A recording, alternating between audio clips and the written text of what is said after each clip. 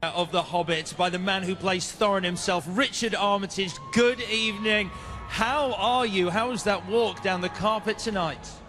It was amazing. I had a dream last night that I got lost and I couldn't find my way into the cinema, so I think tonight is going to be better than that. So it's already going better than the dream? Already better than the dream, yeah. I mean, everyone's turned out. This is quintessentially a British English story, so to bring it to London, my home, where I trained as an actor, is just so special. I always get the name wrong, so Paul Christ. He's about my size. I mean, on me as a 6-foot guy, it comes up to my nose, so it's big and heavy, and it's got a beautiful curved blade. How do you swing something that is almost your height? Well, there were 3 versions of it. There was a very heavy sword, which was great for close-ups. There's also a slightly lighter aluminium sword, which we used for big flourishes, and then there's a sawn-off sword with nothing, where they could CGI the blade, so if you need to slice through people. Was that a wolf? Are there wolves out there? Wolves? No, that is not a wolf.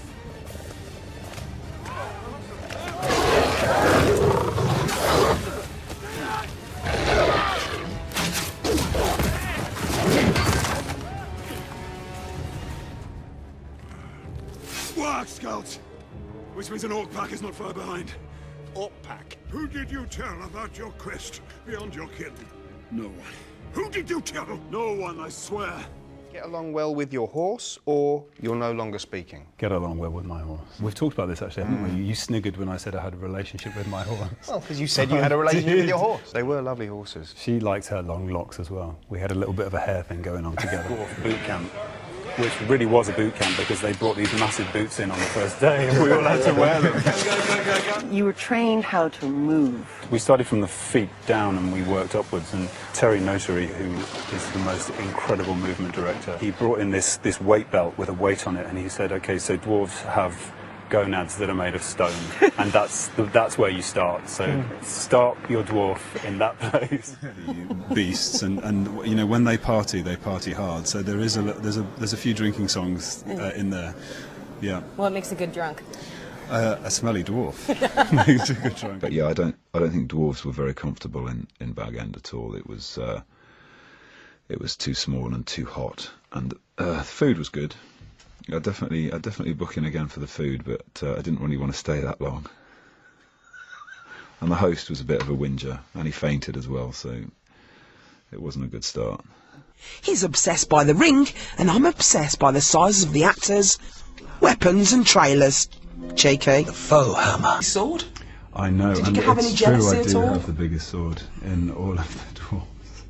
I'm sorry, you can cut that out. No, Tolkien's sword is legendary. He names his weapons.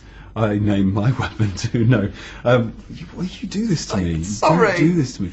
It's because you're a Brummie. Far over the misty mountains cold, to dungeons deep and caverns old. What do you feel about this premium event in Japan? I'm so proud to bring this movie to Japan and to bring it with my fellow actors and my director, and I really hope that you enjoy the film.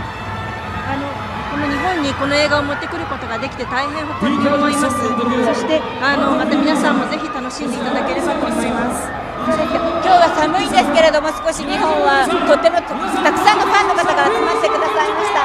ぜひファンの皆さんにメッセージをお願いします。Today it's very cold in Japan here, but we had so many fans over here gathered. Please give out a message to the Japanese fans. 楽しんでください。You throw so many chilies in there. I'm stuck with licking the spoon just for the rice. Try a spoon, try Richard, the sauce. just get in there and find out what it's like. It's good?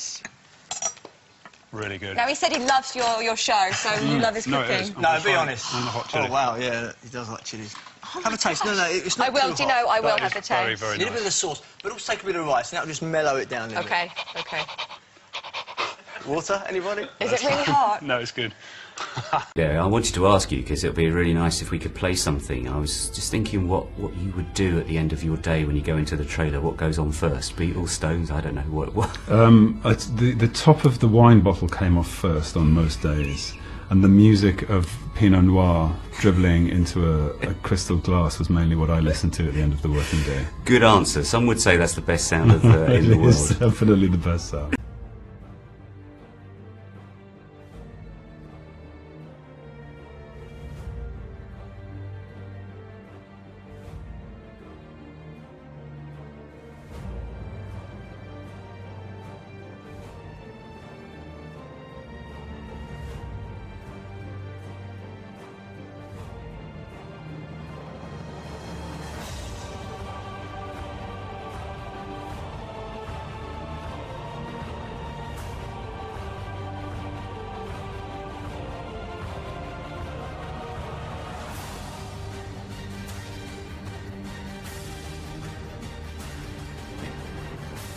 I was right, Mother.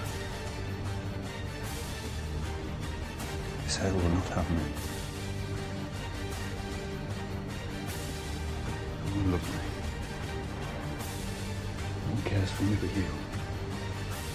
And finally, I'd like to, something that's been touched on with a few questions, but I think it's summed up in the fact that you worked on the appendices and you went back to the original material and you were influenced by Tolkien, and many fans here were inspired by Tolkien, and now seeing it come to life is one thing. But I'm wondering, what would you ask him about your character and this story, if you could? The one thing that I would want to know, and it's something that, again, I tried to fill in my little biography, was who was the love of his life. Because I felt that he's sacrificed his life, or he's given up something for his people, for his quest. And I did imagine that there might have been, a princess that he would have been betrothed to as king under the mountain. So that's probably what I would ask Tolkien.